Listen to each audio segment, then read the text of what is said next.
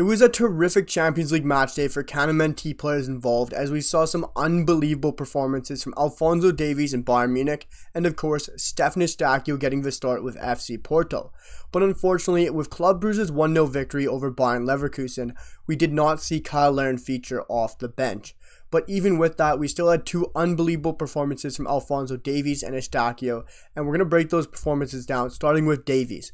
Davies was unbelievable, a true integral part to the reason why Bayern Munich won this game 2-0 over Inter Milan. He came out with a 7.8 match rating on FootMob and was truly brilliant and could have arguably been given the Man of the Match award. But unfortunately, we had Leroy Sané, his left-sided partner over there, who got an 8.6 Man of the Match rating and was truly phenomenal, taking away a goal to go with this match. Davies and Sané were brilliant. There's no stopping these two on the left-hand flank. Whether it's Sadio Mane or it's Leroy Sané, these two are going to create a perfect combination with Alphonso Davies, and it is truly scary. Davies making those overlapping 1-2 quick link-up passes is brilliant, and the quick pacey speed that these two play with on the left hand flank is scary to any team that comes up against them. You really have to feel for these fullbacks and any center backs they come up against, because Sané and Davies truly have pace that no other does, and what they showed in this left hand flank was brilliant today. And Davies could have been given that Man of the Match award arguably, like I said, guys, but Sané was just an other class. If you look at what Davies did today in his stats wise, he did have a shot, but only for 0.1 XG, and his XA turned out to be a 0.13.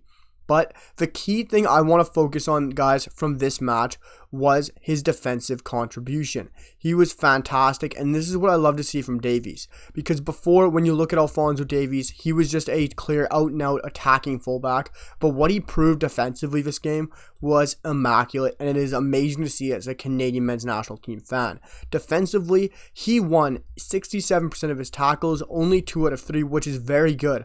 But you also got to look at another stat. He was only dribbled past once the entire game, which is absolutely unbelievable against a top side like Inter Milan with a fullback like Denzel Dumfries, who loves to play as a attacking more role and is definitely really a number 9 side, a fullback's body. You also look what Davies also did. He managed 5 recoveries and 1 interception. Davies was unbelievable defensively. Ground duels 5 for 8, aerials 0 for 1. Davies did not commit a foul, and he had a perfect performance. That is why he was given a 7.8 match rating on FootMob, and for me, could have been given that Man of the Match award. But like I said, those two on that side, Sané or Mane with Davies, is going to be the most disgusting left-sided combination in world football that we've seen in a long time, because nobody can contain that pace. Davies absolutely killed it today, but is not my top player for Canadian men's national team players in the Champions League today, and that goes to Stephen Eustáquio, who had a 7.1 match rating, but for me, definitely should be higher. He truly showed Canadians what he can do, not just sitting at the 6th role, spraying those beautiful passes, those long balls that he does possess. He showed us that he can play that box-to-box role perfectly, that role where he can go in the final third and be a relevant player who can contribute with assists, shots, and Eustáquio could have easily had 2 goals and an assist today. A beautiful half volley that I thought was going to go in, just sailed wide. And Eustáquio was utter brilliance. He got the start against Gil Vicente on the weekend, picked up 2 assists, man of the match. I said in my other video, Eustáquio excellence, that I believe that he might get a start this week in the Champions League. And look, he got that start. He was given the chance, and he was really deserving of it. You get these players that are good enough, and they really take that chance by the horns, and he did it. And with these big clubs like FC Porto, when you get the chance, you have to take it, and Eustáquio's done it once again. And you look at his stats and what he did this game. He managed 2 shots, and like I said, those could have easily gone in. His XG only came out to 0.08, which I think is a joke. But his XA was 0.51. Like I said, he should have had an assist as well. But also, just getting forward, he was brilliant. His passing was absolutely phenomenal once again. He had 83% passing completion, 39 for 47. That's his second match in a row with 83% or higher.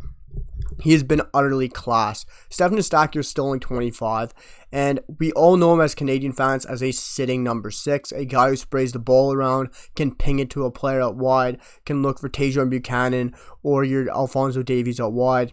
and just likes to knock that ball around. Keep it smart, keep it tidy. But what FC Porto is using him in this role in this 4-4-2 system with Grujic out, it completely changes his game and adds another element into the Canadian midfield, which I would love to see him paired with Ismail Kone, have Kone sitting, and let Eustáquio unleash. It will add another element into the Canadian midfield, and this role for him with Porto, it couldn't be more better and beneficial for himself and for Canada. It shows he can play a different role, and it completely gives him another outlook into Porto, because it shows that he's not just going to be a good number 6 for them, that he can be a box-to-box option as well. And I think Eustáquio is truly marking and cementing his territory on this lineup and roster and deserves a regular place even when Grujic comes back.